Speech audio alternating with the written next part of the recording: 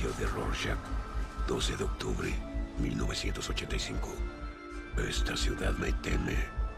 He visto su verdadero rostro.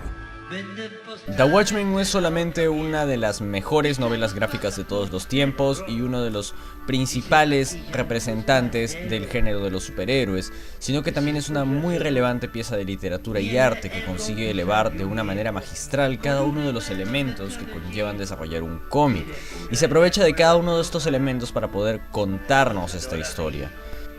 Al inmersivo y creativo guión de Alan Moore se le suman los trazos de Dave Gibbons y una experimentación de diagramación que consigue crear una narrativa bastante única dentro de esta historia. Es innegable lo importante que es The Watchmen. Toma un montón de conceptos de distintos tipos de arte para poder contarnos la historia. Una historia que es capaz de arrastrar a quien sea que la observe y la lee hasta su complejo y elaborado mundo lleno de detalles y elementos que, si bien a simple vista pueden simplemente parecer repetitivos o irrelevantes, realmente tienen un montón de peso simbólico, que es lo que vamos a analizar en esta edición del editorial del agujero daltónico, la semiótica de The Watchmen. Pero, ¿qué es la semiótica?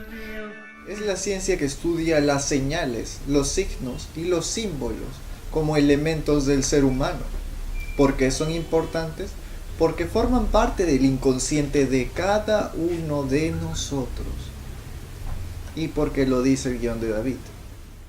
Estos elementos pueden servir para que el lector, el observador o el escucha pueda regresar a un principio básico de comprensión del mensaje, de manera de que sea mucho más fácil que asimile el mensaje, lo que se está tratando de decir. Y la obra de Moore y Gibbons, impresa entre 1986 y 1987, está repleta de estos elementos y los aprovecha de muy buena manera como herramienta de comunicación para que su narrativa tenga mucha mayor dimensionalidad. Así que vamos a analizarlos por partes. Obviamente, el arte y los gráficos es el primer punto de encuentro que tenemos con esta diagramativa. Y parte desde la portada. Los trazos con matices casi hipnóticos y el realismo, entre comillas, que tiene el detalle de la portada, y que en realidad son planos detalles de lo que va a ser la primera viñeta de cada número. Es como si estuviéramos pasando por una serie de ventanas, como si nosotros, observador, vemos esta ilustración y vamos pasando desde nuestro realismo de observador y entramos a la viñeta ya introducidos en este mundo ficticio. Y vemos cómo cada encuadre va tomando su lugar en la posición de inicio, trayéndonos hacia la ficción, a esta fantasía, y tiene mucho que ver con lo que trata de comunicar, porque al final de cuentas, The Watchmen es una ficción que trata de mostrarse en un mundo más o menos real. Y de ahí parte la pregunta básica que trabaja la serie, porque vamos a ser sinceros, ¿alguien cree que en su sano juicio otra persona podría ser un superhéroe? Quiero decir, puede funcionar quizás en las utopías de las tierras de DC o en el 616 de Marvel, pero si nos vamos al mundo real, creo que cualquier persona tendría que estar suficientemente demente como cada uno de los miembros del elenco de The Watchmen para poder someterse a ser un superhéroe. Y la novela trata mucho de eso. Cada uno de los protagonistas de esta historia son personas destrozadas psicológicamente y anímicamente. Y Moore no solamente aprovecha el guión para poder comunicarnos esto y las situaciones, sino que Gibbons utiliza la parte gráfica, los colores, los diseños de cada uno de estos personajes para poder comunicarnos algo también. Está el caso, por ejemplo, de Ozymandias, que tiene una clara influencia de diseños geométricos que desde ahí nos plantean las influencias que tiene desde la cultura egipcia, donde hay una veneración por la muerte. El color púrpura es un color que refleja el misticismo y el secretismo, que refleja esto, que nos muestra la influencia mística que tiene el personaje de Ozymandias. Y también nos da una pista de que realmente él oculta más de lo que parece. Él esconde algo detrás de su opulencia, por decirlo de alguna manera, que también se ve reflejada en el contraste que hay del púrpura con el dorado que usa bastante en su traje. Incluso, si nos damos cuenta, posterior a él abandonar el título de Ozymandias y convertirse únicamente en Adrian Bate, vemos más púrpura en su ropa que dorado. El dorado desciende y vemos cómo este misticismo empieza a tomar más el control de su vestimenta y de su croma. De plano es una persona completamente inestable. Vemos su obsesión en el guión con el Alejandro Magno, con la conquista mística. Vemos este contraste de señales con el nudo gordiano, que es un elemento muy referenciado a lo largo de la historia y que nos refleja también el hecho de que él trata de enfrentar, como Alejandro con el nudo, un problema que está de alguna manera más allá de la comprensión normal de cualquier persona, y nos muestra una sincronía de signos dentro del mundo de The Watchmen. Obviamente esto no solamente se ve con Ozymandias, también lo tenemos por ejemplo en Rorschach, porque si Ozymandias nos refleja las introspecciones del ego humano de Freud, Rorschach nos muestra una moral fragmentada y polarizada. De ahí viene justamente el uso del color del blanco y el negro, que no se mezclan y que en varias ocasiones tanto él como Manhattan hablan. Porque la mente de Rorschach, la perspectiva de Rorschach es completamente polar. Solamente existe lo bueno y lo malo, no hay medias tintas, no hay grises. El mundo es una pintura completamente contrastada para él. Tiene una perspectiva errada, sesgada e irreal del mundo. Está apartado del mundo. Y la forma en la que Gibbons lo representa con esta gabardina vieja, con esta ropa desgastada, nos muestra esta desconexión que tiene con el mundo externo, con el mundo que lo rodea. Con Manhattan tenemos una cromática enteramente azul. Un azul que muestra hacia afuera seguridad, tranquilidad y fuerza. Y esta es la imagen que Manhattan proyecta al público. Pero mientras vemos las revelaciones de las consecuencias de su pasado y cómo el relojero, que es a mi parecer uno de los mejores números, si es que no el mejor número de la serie de The Watchmen, junto con Simetría Aterradora, pero de eso ya hablaremos en un momento.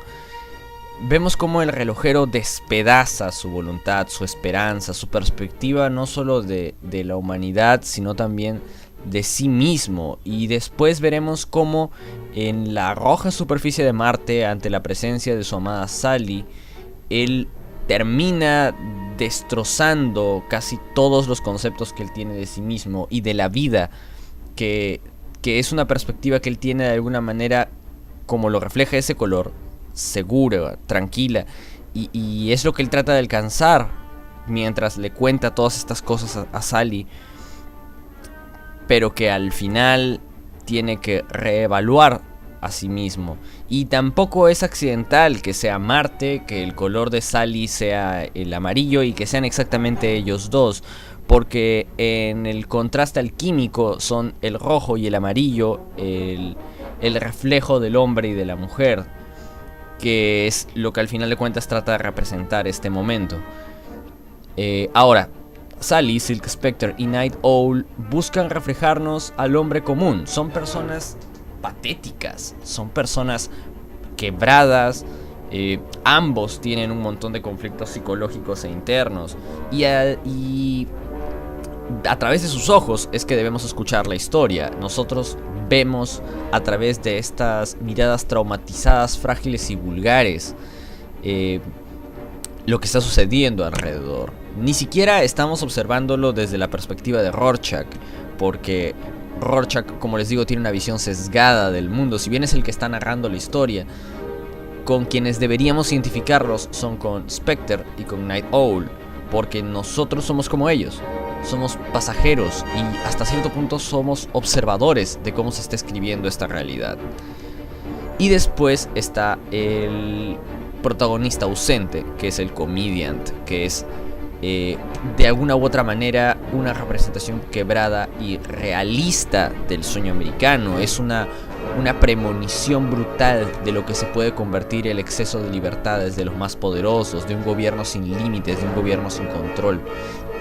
Y ese es el enfoque de la frase: ¿quién vigila a los vigilantes? No trata de decirnos que quién nos va a salvar cuando todo esté en peligro, sino nos quiere hacer ver que estas personas que de alguna manera se han tomado la justicia en sus manos, ¿ante quién responden?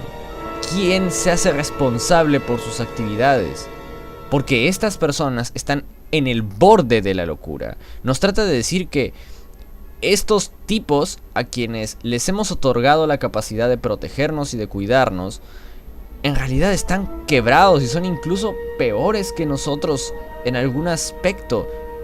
Y Dios nos libre de que algún día termine matándonos a todos en sus riñas infantiles.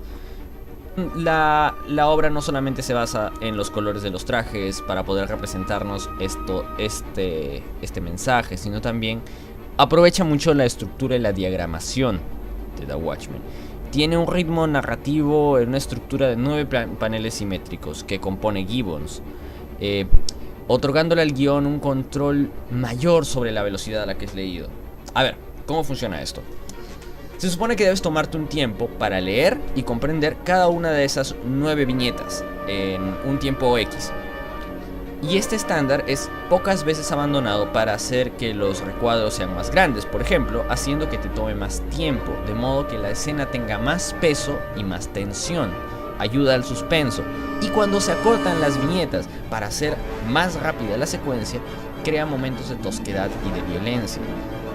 ¿Y por qué? Bueno, en primer lugar porque la narrativa visual únicamente utiliza las líneas de movimiento y las viñetas para crear este cambio de velocidad. No hay uso de onomatopeyas, no se utilizan estos patrones gráficos en los globos. Y esto es lo que crea esta estructura, nos permite entender un ritmo. Y no solamente eso. En el número 5, cuando Rorschach continúa su investigación sobre quién es el asesino y perseguidor de enmascarados, a pesar de la negativa de sus antiguos compañeros a escucharlo, el multimillonario Adrian pasa por el hall de su edificio, cuando de pronto un hombre interrumpe a través del ascensor y empieza un tiroteo contra él y los inocentes del edificio. Ozymandias lo despacha en un doble de página a la mitad de la grapa, a partir de lo cual la diagramación de todo el número cambia a forma de espejo de la primera parte. Todo cambia a partir de este número, porque deja claro que Rorschach tenía razón. Hay alguien persiguiendo a los vigilantes, y el grupo, el miembro más desquiciado del equipo, más enfermo, y al que todos tildaban de loco, de pronto tenía más razón que los hombres más listos del planeta. ¿Cómo se llama el número? Simetría aterradora. Es la forma en la que Moore y Gibbons tratan de mostrarnos el contraste que hay dentro de esta historia. Y no solamente a través de esto, sino también con imágenes recurrentes, como por ejemplo el smiley, que es la insignia de esta novela gráfica, y que, como muchos de los otros elementos que ya hemos mencionado, tanto gráficos como textuales, funciona como un juego de contraste. Casi toda la historia de The Watchmen se basa en este principio, el contrastar el ideal con lo que realmente tenemos. De por sí la historia comienza con el smiley manchado en sangre, bañado en sangre, y colocando esa mancha distintiva.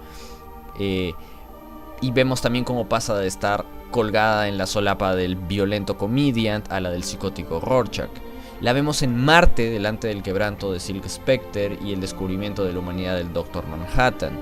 La vemos en las tapas de los hidrantes manchados, en el póster del sonriente Buda, en la escena del suicidio de la niña. Siempre es el reflejo de la inocencia y la esperanza de un final feliz, rodeada por la crudeza y la sangre del mundo de los vigilantes, recordándonos que muy aparte del ideal que podamos tener, las aberraciones de esta realidad son ineludibles. Otra imagen recurrente es la de los amantes, que siempre aparecen abrazados mientras está toda esta explosión detrás, buscando dentro de ellos mismos la esperanza de escapar de este destino que no puede ser evitado, que es un reflejo de Silk Spectre y Night Owl y su búsqueda de tratar de ser felices entre comillas a pesar de lo quebrados que están y del el legado que al final van a tener que asumir, porque ambos van a tener que aceptar lo que son al final de la historia. Y esta toma sobre los superhéroes es algo que a posterior veremos mucho, que tendremos que analizar en un sentido u otro, como lo hace Frank Miller en El Regreso del Caballero, como lo hace Kick-Ass, como lo hace incluso All Star Superman. Claro, en un sentido radicalmente contrario al que toman los otros autores, pero al final de cuentas busca hacernos cuestionar quién es el que está detrás de la máscara, quién es el que carga la capa, y nos llama a analizar estos personajes, a comprender sus motivaciones, a entenderlos, y obviamente el resultado de The Watchmen es darle una matiz mucho más profunda al personaje a los personajes superheroicos. El género superheroico a partir de ahí cambió completamente para bien o para mal. Y Moore lo ha afirmado en unas ocasiones que a él no le gusta el resultado de The Watchmen, no como obra, sino como el eco que ha tenido al final de cuentas. Bueno, al final podemos decir que Watchmen es una obra maestra, no solo a nivel de guión, sino también a nivel artístico, ya que el arte de Dave Gibbons no se limita simplemente a dibujar a los personajes, sino a tratar de explicar cosas con su arte, como ya se ha explicado con la simetría en la diagramación, con los colores que tienen los personajes. En líneas generales, toda la obra de parte de ambos autores consigue que cada elemento y cada número sea completamente inmersivo. Nos lleva no solo a ver a los personajes y a ver las circunstancias en las que están metidos, sino también a sentirnos identificados con cada uno de ellos, a ver sus situaciones y entender que este mundo sería lo que pasaría si realmente existieran este tipo de personas, y que al final de cuentas todos estamos inmersos en la locura que es la realidad y que no podemos negarnos a ella o aislarnos de una manera o de otra. El cómic tiene un montón de mensajes aplicables a la vida, y creo que de alguna manera el analizar realmente a profundidad este cómic nos ayuda a entender la facilidad con la que la ficción puede superar e imitar a la realidad. Hay una frase muy famosa que dice que la ficción, el propósito de la ficción no es apartarnos de la realidad, sino ayudarnos a entenderla. Y es algo que parece que sucede hoy en día con un montón de ficciones, que más bien en lugar de permitirnos entender la realidad, nos parecen aislar de ella y alejarnos. Sin embargo, The Watchmen consigue todo lo contrario, mostrarnos un reflejo quizás un poco fantasioso y retorcido, pero un reflejo al final de cuentas de la realidad, que una vez analizado puede ayudarnos a acercarnos más a ella.